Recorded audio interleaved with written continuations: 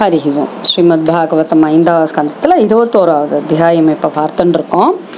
இது ரொம்ப அழகாக நம்ம முன்னாடி கிறிஸ்பாக சொன்னதெல்லாம் தான் இப்போ வருது. சூரியன் ரதம் எடுத்து சென்று கொண்டிருந்தார், மேடு பள்ளங்கள் உருவானது அப்படின்லாம் பிரியவிரதன் படித்தோம் இல்லையா.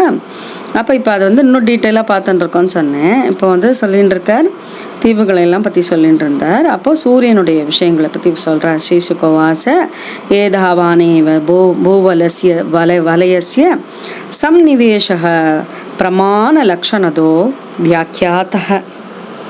பிரமாண லக்ஷணம் எப்படியெல்லாம் இருக்குது அப்படிங்கிறத முன்னாடியே சொல்லியாச்சு. இந்த பூமண்டலத்துது ஏதேனஹி திவோ மண்டலமானம் தத்வித உபதிஷந்தி யதா. இங்கே அதாவது 2 லோகங்களுக்கு இடையில் ஒரு இணைக்கிற ஒரு விஷயம் இருக்கே, அதை பற்றி பேசுகிறார். அதுதான் அந்தரேனாந்தரீக்ஷம். அந்தரீக்ஷம் ததுபயசந்திதம்னு சொல்லி, அதாவது 2 விஷயங்கள் இருக்குது. 2 லோகம், பூலோகம் இருக்குது, தியுலோகம் அதாவது விண்ணுலகம் இருக்குது, அதுக்கு நடுவில் ஒரு லோகம் இருக்குது, அதுதான் அந்தரீக்ஷ லோகம். இந்த அந்தரீக்ஷம் அதாவது ஆகாசம் இருக்க என் மத்திய கதோ பகவான் தபதா பதிஸ்தபன. இங்கே தான் இதுக்கு நடுவில் தான் நம்ம பார்க்குற எல்லாம் இருக்குது. அதாவது கிரகங்கள், நட்சத்திரங்கள், சூரிய பகவான் எல்லாம் நம்ம பார்க்குறோம் இல்லையா, அந்தரிக்ஷத்தில் பார்க்கும்போது அப்போ இவர் தான் எல்லா இடத்துலையும் பிரகாசப்படுத்தி கொண்டு அவர் செல்லுகின்ற பாதையை வைத்து கொண்டு அவருடைய தேர் செல்லுகின்ற விஷயத்தை வைத்துக்கொண்டு உத்தராயணம் தட்சிணாயணம் சொல்கிறோம். அதோ இப்போ விஷு வருது. விஷுன்னா ஒரே சீராக செல்கின்ற நேரம். இப்படி 3 நடைகளில் அவர் மகரம் முதலிய ராசிகளில் அந்தந்த காலத்துக்கு ஏற்ற மாதிரி ஏறுமுகமாகவும் இறங்குமுகமாகவும் சமமாகவும் இருக்கின்ற நேரங்கள். அப்போ அதுக்கேற்ற மாதிரி பகலும் இரவும் மாறும். ரொம்ப அழகாக இருக்குது பாருங்கள். இதுதான் சயின்ஸு இல்லையா. இந்த சயின்ஸை எவ்வளவு அழகாக இப்படி நமக்கு பாகவதத்தில் எடுத்து கொடுக்குறான்னு பாருங்க. அப்போ அவர் அந்த அழகான பூகோள சாஸ்திரம், ஜோதிஷம்னு சொல்கிறோம், கிரகத்தின் நிலைகள்னு சொல்கிறோம், எல்லாம் இங்கே வந்துடுது. அதில் அவர் ஆரம்பிக்கிற 4வது ஸ்லோகத்தில் யதா மேஷ துலையோர் வர்த்ததே. மேஷ ராசி சித்திர மாதம் இந்த வர்றதே, சித்திர மாதம் துலா ராசியில் சஞ்சரிக்கிறச்சு பகலும் ராத்திரியும் சமானானி பவந்தி சமமாக இருக்கும். அப்புறம் ரிஷபத்துலேருந்து 5 ராசி வரைக்கும் புரட்டாசி வரைக்கும் ஒரு மாதமும் இரவு நேரம் ஒவ்வொரு நாழிகை 24 நிமிஷம் குறைஞ்சுட்டே வரும். இதெல்லாம் நீங்கள் பார்த்துக்கணும். 24 நிமிஷம் நாழிகை. முகூர்த்தம்னா எவ்வளவு நிமிஷம்? 90 நிமிஷம் இல்லையா. அதெல்லாம் நீங்கள் எழுதி வச்சுட்டேன்னா அப்புறம் நமக்கு ஞாபகம் வரும். அப்போ நாழிகை அப்படின்னு சொல்லும்போது நம்ம முழிக்க வேண்டாம். இப்போ சைட் டைம் நம்ம இதெல்லாம் தெரிஞ்சுக்கணும் இல்லையா. அப்போ இவர் சொல்கிறார், அடுத்ததில் சொல்கிறார் எதா விருஷிகாதிஷு. விருஷிக மாதத்தில் கார்த்திகை மாதம் நம்ம பார்த்துருக்கோம். 5 ராசியில் இருக்கிறச்சு பகலிரவு நேரங்கள் மாறி அமையிறது. அதாவது இரவு நேரம் அதிகமாகி பகல் குறையும். தட்சிணாயனம் வரைச்ச பகல் நேரம் அதிகமாகிடும். உத்தராயணம் வரைச்ச இரவு நேரம் அதிகமாகிடும். ஆடியிலேருந்து மார்கழி வரைக்கும் தட்சிணாயனம், அது உங்களுக்கு தெரியும். தையிலேருந்து ஆணி வரைக்கும் உத்தராயணம்.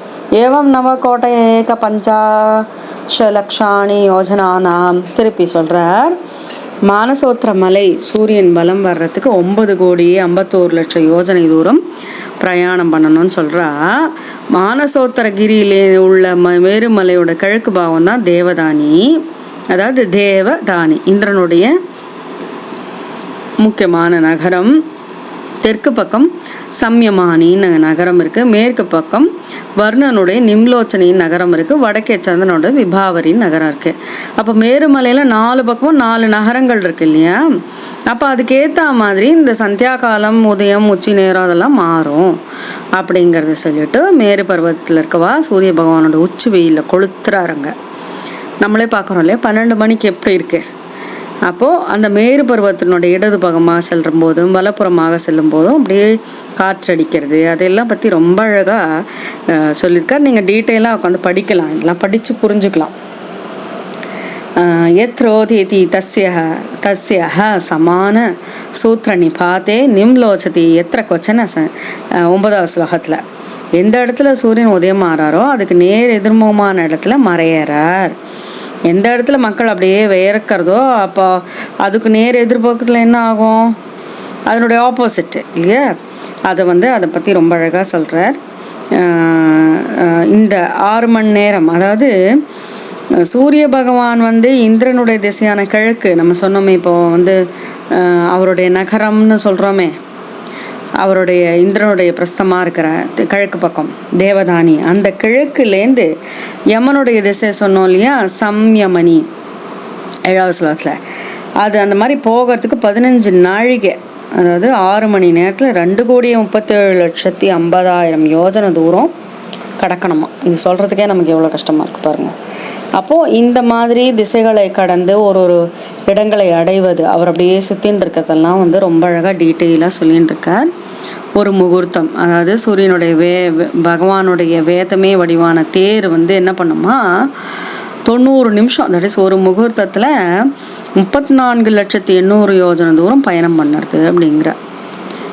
இந்த சூரியனுடைய சக்கரத்தினுடைய ஒரு சக்கரம் தான் என்னென்னா எஸ்ஐகம் சக்கரம் துவாதசாரம், 12 மாதங்கள் தான் ஆரக்கால்கள். நம்ம சொல்கிறோம்ல கிளாக்கில் பார்க்குறோமே 12, அது எவ்வளோ அழகாக இருக்கு பாருங்க. அதை வந்து திருநாபி ஷன்னேமி, 6 கால் இருக்குது அதுக்கு, ஷன்னேமி திருநாபி. அடுத்து சம்வத்சராத்மகம், சம்வத்சரம், அது வந்து சொல்கிறோம் 6 பருவங்கள் இருக்குது, 6 நேமிகளை கொண்டது, 4 சாதுர்மாசியம் இருக்குது, 4 12 இல்லையா. அந்த சூரிய ரத்தம் ஒரு வருஷம், அதை மாதிரி சுற்றி வர்றத ஒரு வருஷம்னு சொல்கிறான். அதனோட அச்சனோட ஒரு நுனி வந்து மகாமேரோட உச்சியில் இருக்குது, இன்னொரு நுனி மானசோத்திர மாலை. இதெல்லாம் நீங்கள் படிக்க படிக்க தான் இது வந்து உங்களுக்கு இன்னும் மனசில் பதியும், ஒரே நேரத்தில் அப்படியே இறங்காது. நிறைய விஷயங்களை அழகாக அப்படியே அடிக்கணும் வர, இது அட்டை ஸ்ட்ரெச் உங்களுக்கு இறங்காது. திருப்பி திருப்பி படித்து பாருங்கோ, அப்போ உங்களுக்கு நல்லா இன்னும் புரியும். அப்போ பகவானுடைய இந்த சூரிய ரதத்தினுடைய சக்கரம், அவருடைய சுழற்சியே நம்மளுடைய வருடமாகிறது. எவ்வளவு அழகாக அதை கொண்டு வந்து இன்டர்பிரட் பண்ணியிருக்காரு பாருங்க. இதுதான் வியாசருடைய அவ்வளவு அழகாக அந்த பாகவத்தை கொடுத்துருக்கிறது. அந்த மேரு மானசத்திரம் பர்வத்தம் தான் நமக்கு வந்து எக்ஸ்ட்ரீம்ஸு இல்லையா, அதை வச்சுட்டு தான் நம்ம எல்லாத்தையும் கணக்கு எடுத்துட்டுருக்கோம்.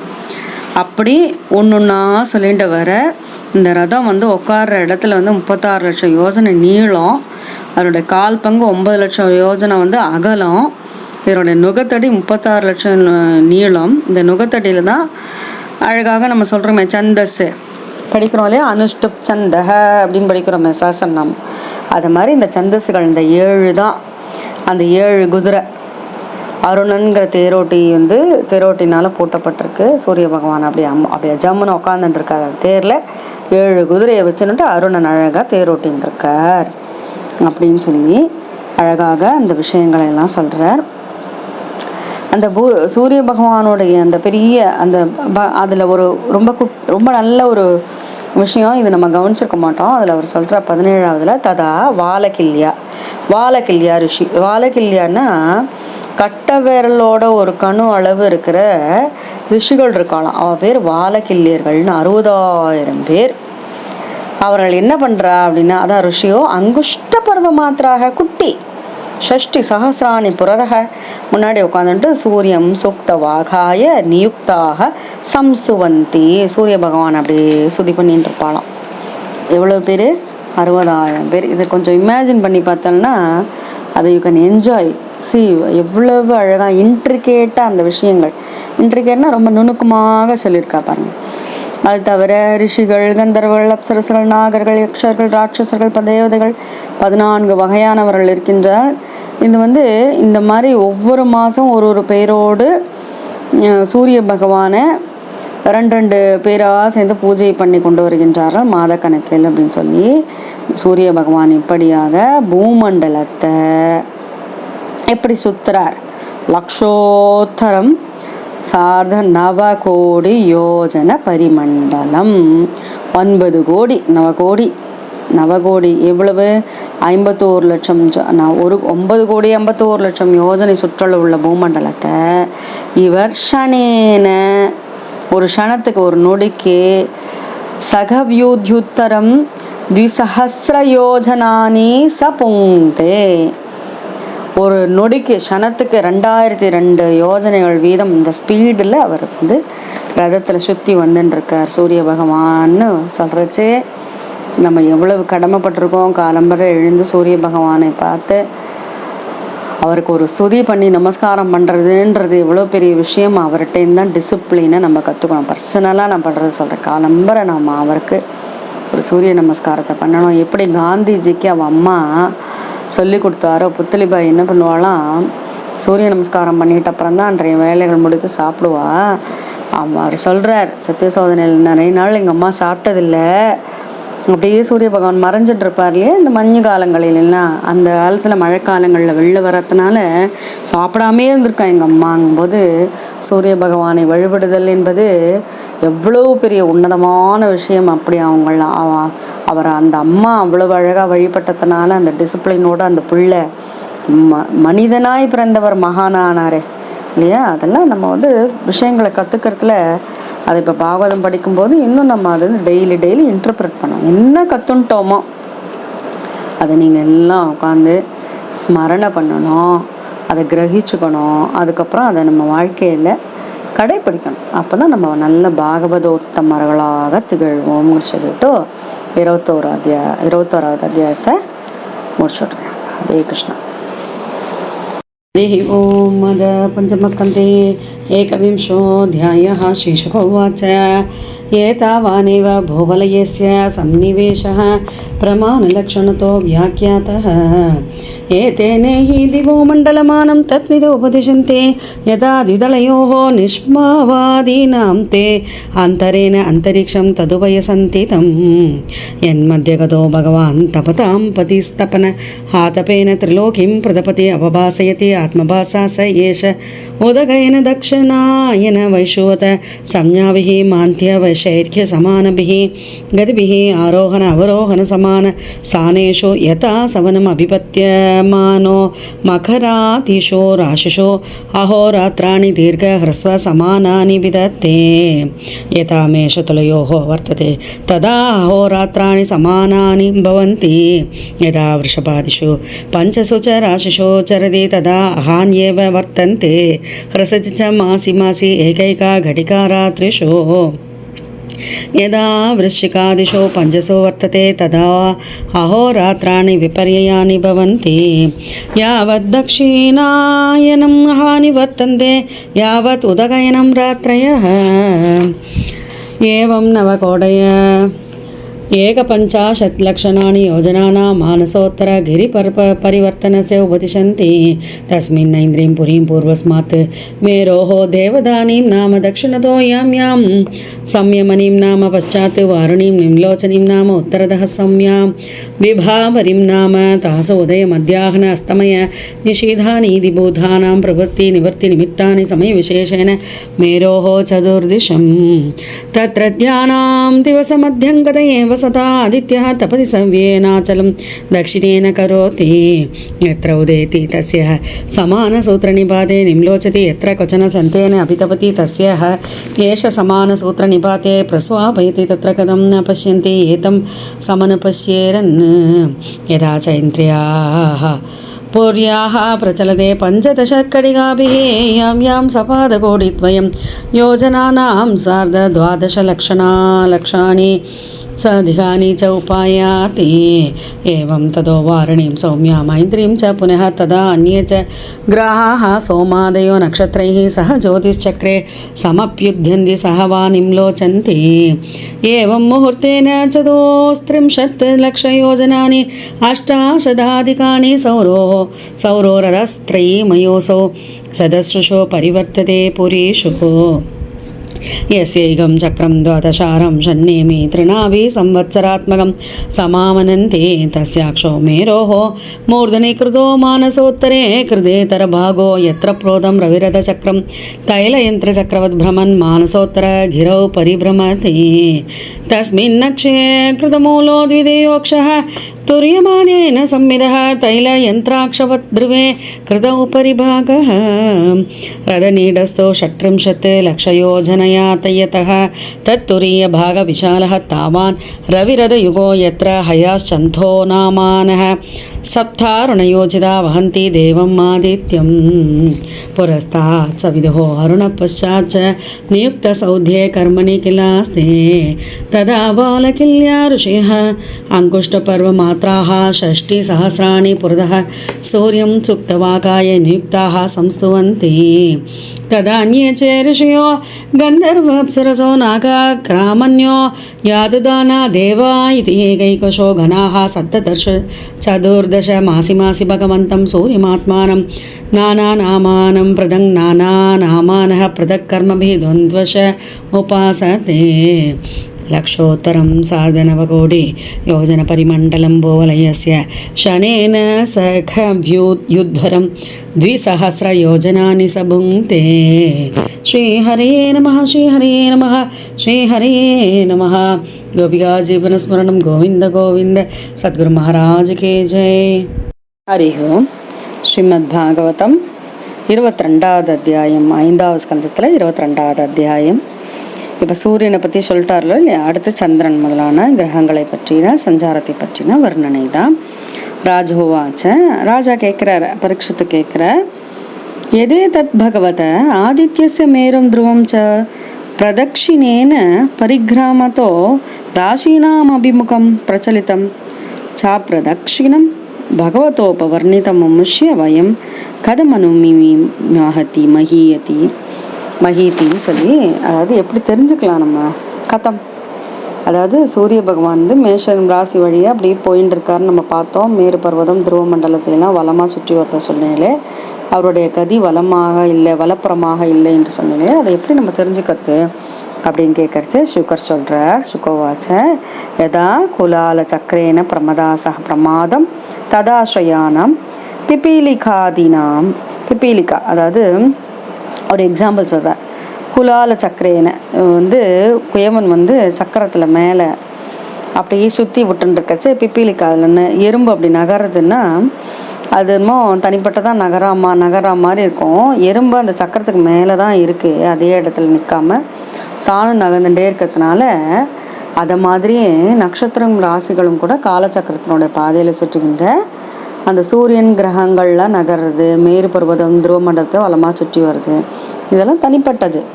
ஏன்னா அது காலத்தினுடைய மாறுபாட்டினால வெவ்வேறு ராசிகளிலும் நட்சத்திரத்திலும் செல்வதாக தனிப்பட்டு இருக்கின்றது அப்படிங்கிறார்.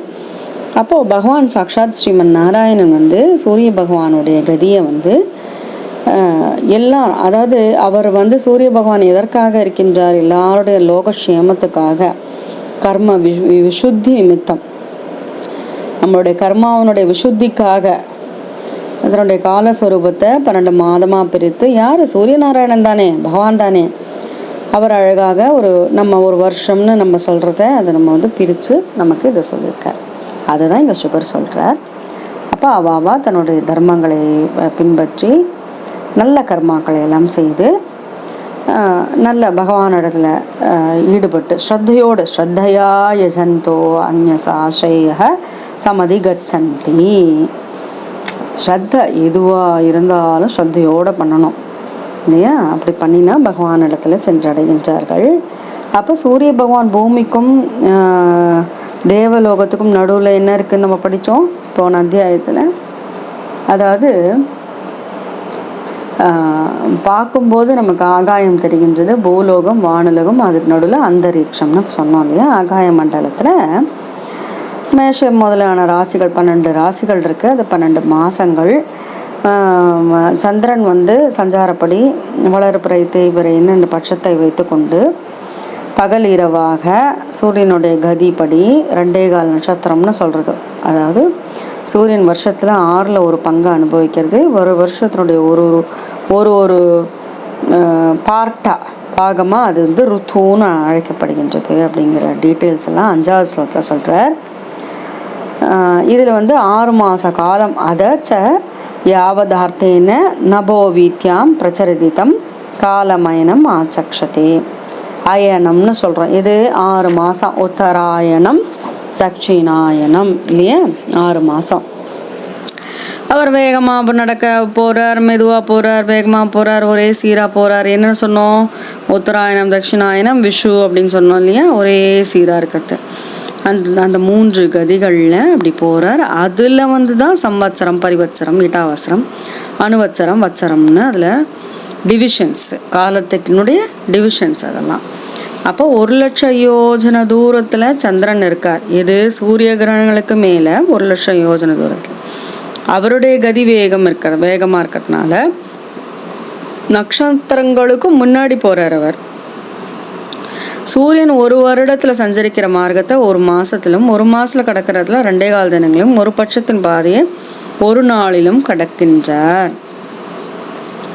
அது மட்டும் இல்லை, உங்களுக்கு தெரியும், அதை சாபூரியமானாபிஷ்ச கலாபிரமரானா ஷீயம், அதாவது 15 நாள் தேரார், 15 நாள் வளர்றான்றதான் தெரியும் இல்லையா?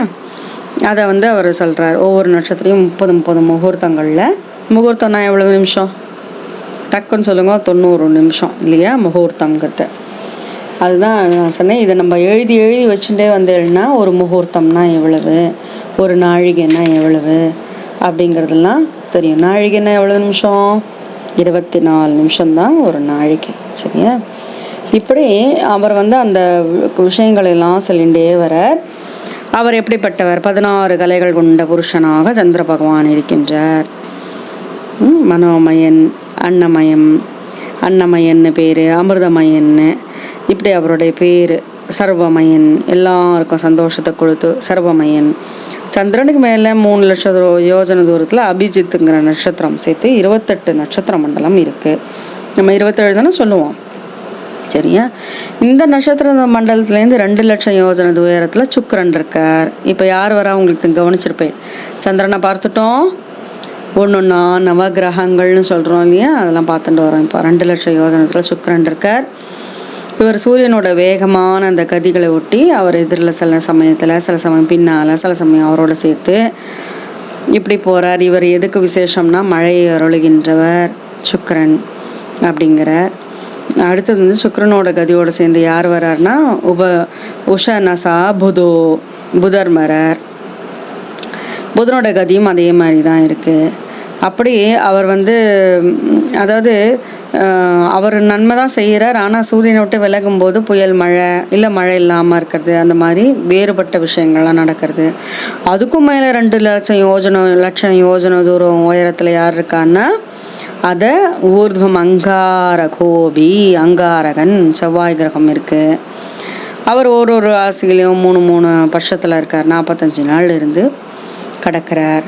அடுத்து வந்து இதுக்கு மேலே 2,00,000 யோஜனை உயரத்தில் ப்ரஹஸ்பதி இருக்கார். பகவான் ப்ரஹஸ்பதி ரேகைகஸ்மின் ராசோ பரிவத்சரம் சரதி. அவர் எப்படின்னா ஒரு வருஷம் ஒரு ராசியில் தங்குறார் அப்படிங்கிறார். நன்மை பொழிகின்றவர். அடுத்து வந்து அதுக்கும் மேலே 2,00,000 யோஜனை தூரத்துக்கு மேலே ததா உபரிவிஷ்டாத் யோஜனா லக்ஷத் வயாத் பிரதீயமான சனி பகவான் இருக்கார். அவர் ஒரு ஏகைகஸ்மின் ராசோ 30 மாசான்னு 30 மாதம் இருக்கார். யாருக்கு எது தெரியறதோ இல்லை, சனி பகவான் எத்தனை மாதம் இருப்பார்ன்றது மட்டும் எல்லாருக்கும் தெரியும். 7.5 சனி அது இதுன்னு சொல்லிட்டு பயந்துட்டு இருப்பா இல்லையா, அது வந்து அவர் அதை பற்றி சொல்கிறார். இப்படியாக எல்லாத்துக்கும் மேலே 7 மகரிஷிகள் இருக்கின்றார்கள். கஷ்யபர் முதலாக 7 மகரிஷிகள் 11,00,000 யோஜனை உயரத்தில் அவர்கள் இருக்கின்றார்கள் அப்படின்னு சொல்லி அவர்கள் என்ன பண்ணுறா அப்படின்னா, இங்கே தான் ரொம்ப அழகு. விஷ்ணோர் யத்ய பரமம் பதம் பிரதட்சிணம் பிரகிரமந்தி. எங்கே அவர்கள் பகவானுடைய பரமபதமான துருவ மண்டலத்தை சுற்றி வந்துருக்கா அப்படின்னு சொல்லி இந்த அத்தியாயம் முற்று பெறுகின்றது. अथ पञ्चमस्कन्धे 12ोऽध्यायः। राजोवाच यदेतत् भगवता आदित्यस्य मेरुं ध्रुवं च प्रदक्षिणेन परिक्रामतो राशीनाम् अभिमुखं प्रचलितं च प्रदक्षिणं भगवता अपवर्णितम् अमुष्य वयं कथम् अनुम् इमीमहीति स होवाच यदा कुलालचक्रेण प्रमदा स प्रमदां तदाश्रयाणां पिपीलिकादीनां गतिः अन्यैव प्रदेशान्धरेषु उपलभ्यमानत्वात् एवं नक्षत्रराशिभिः उपलक्षितेन कालचक्रेण ध्रुवं मेरुं च प्रदक्षिणेन परिधावता सह परिधावमानानां तदाश्रयाणां सूर्यादीनां ग्रहाणां गतिः अन्यैव नक्षत्रान्तरे राश्यन्तरे च उपलभ्यमानत्वात् स एष भगवान् आदिपुरुष एव साक्षात् नारायणो लोकानां स्वस्तय आत्मानं त्रयीमयं कर्मविशुद्धिनिमित्तं कविभिः अपि च वेदेन विजिञ्जास्यमानो द्वादशता विभज्य षट्सु वसन्तादिषु ऋतुषु यदोपजोषं ऋतुगुणान् विददाति तं एतं इह पुरुषाः त्रय्या विद्यया वर्णाश्रम आचारानुपता उच्चावचैः कर्मभिः आम्नादैः योगविधानैश्च श्रद्धया यजन्तः अंजसा श्रेयः समधिगच्छन्ति अथ स एष आत्मा लोकानां त्यागापृथिव्योः अन्तरेण नभोवलयस्य कालचक्रगतो 12 मासान् भुङ्क्ते राशिसंज्ञान् संवत्सरावयवान् मासः पक्षद्वयं दिवा नक्तं चेदि स भादक्षद्वयम् उपदिशन्ति यावदा षष्ठमंसं भुञ्जीत स वै रुदुरिते उपदिश्यते संवत्सरावयवः अथ च यावतार्थेन नभो विद्यां प्रचरते तं कालं मयनम् आचक्षते अथ च यावत् नभो मण्डलं सह द्यावा पृथिव्योः मण्डलाभ्यां कात्स्नेन स अह भुञ्जीत तं कालं संवत्सरं परिवत्सरम् इडावत्सरम् अनुवत्सरं वत्सरम् इति पानोः मान्त्य शैक्रेय समगतिभिः समामनन्ति एवं चन्द्रमार्गगपस्तिभ्य उपरिष्टात् लक्षयोजनत उपलभ्यमानो अर्कस्य संवत्सरभुक्तिं पक्षाभ्यां मासभुक्तिं स पादक्षाभ्यां दिनेनैव पक्षभुक्तिम् अक्रचारे धृतधरकमनो भुङ्क्ते अथ च पूर्यमानाभिश्च कलाभिः अमराणां क्षीयमानाभिश्च कलाभिः पितॄणाम् अहोरात्राणि पूर्वपक्ष अपरपक्षाभ्यां विदन्वानः सर्वजीवनिवः प्राणो जीवश्च एकमेकं नक्षत्रं 30 मुहूर्तैः भुङ्क्ते य एष षोडशकलपुरुषो भगवान् मनोमयो अन्नमयो अमृतमयो देवपितृमनुष्यभूतपशुपक्षी सरीसृप विरुतां प्राणाप्यायनशीलत्वात् सर्वमय इति वर्णयन्ते तदोपरिष्टात् 3 लक्षयोजनतो नक्षत्राणि मेरुं दक्षिणेनैव कालायन ईश्वरयोजित सह अभिसिता 28 तदा उपरिष्टात् उशनात् 2 लक्षयोजनत उपलभ्यते पुरतः पश्चात् सहैव वार्कस्य शैर्क्यमान्त्य साम्याभिः गतिभिः अर्कवत् चरति लोकानां नित्यदा अनुकूल एव प्रायेण वर्षयन् चारेण अनुमीयते स वृष्टिविष्टम्भग्रह उपशमनः ओशनसा बुधो व्याख्यातः तत उपरिष्टात् 2 लक्षयोजनतो बुधः सोमसूत उपलभ्यमानः प्रायेण शुभकृत् यदा अर्कात् व्यतिरिच्येत तदा अधिवात अप्रप्राय अनावृष्ट्यादिभयम् आशंसते अत ऊर्ध्वम् अङ्गारकोऽपि योजनलक्षद्विदे उपलभ्यमानः त्रिभिः पक्षैः कैकशो राशीन् 12 अनुभुङ्क्ते यदि न वक्रेण अभिवर्तते प्रायेण अशुभग्रह आकाशंसः तद उपरिष्टात् 2 लक्षणयोजनान्तरगत भगवान् बृहस्पति एकैकस्मिन् राशौ परिवत्सरं चरति यति न वक्रः स्यात् प्रायेण अनुकूलो ब्राह्मणकुलस्य तद उपरिष्टात् योजनलक्षत्वात् प्रदीयमान शनैश्चर एकैकस्मिन् राशौ 30 मासान् विलम्बमान